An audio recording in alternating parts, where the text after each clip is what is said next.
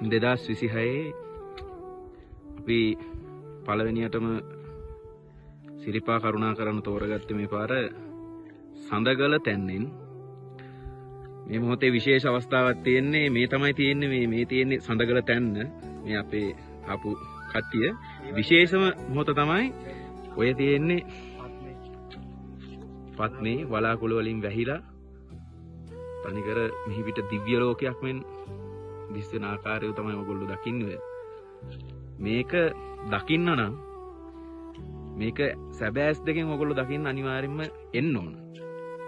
මේ තියෙන සුන්දරත්වය. ඒ කවුරු ආවත් මේ පාර ඇත්තරම මේ අපවිත්‍ර නොකල ටොපි කොලයක්වත් දාන්න එපා. ඒ කට්ටිය කිසි කෙනෙක් ටොපි කොලයක්වත් දාන්න දෝ පරිසරයේ විඳින්න පුළුවන් උපරිම ආරක්ෂා කරගෙන පරිසරයේ විඳින්න පුළුවන් උපරිම මේක කරගෙන මේ කරුණා කරන්න.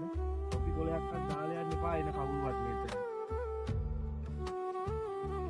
ඇත්තරම අපේ සහෝදරයා කිව්වා වගේ මේ තියෙන සෝභා సౌందර්යය විනාශ කරන්නේ නැතුව කරුණා කරලා බුදුහාමුදුරෝ ජීවමාන වැඩ ඉන්නා වගේ දැනෙන තැන හිතෙන තැන දැක බලාගෙන වැඳ පුදාගෙන යන්න ඕන.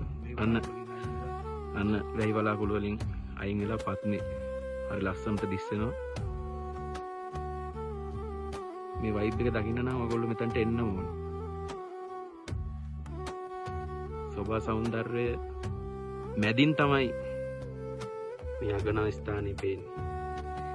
ඇවිත් බලමු. එහෙනම් අපි ඉදිරියට ගිහින් බලමු. තවත් මේ සඳගල තැන්න පාරේ තියෙන විශේෂ තැන් මොනවද කියලා. එහෙනම් ඔයගොල්ලෝ හැමෝටම සමන් දෙවියන්ගේ පිටේ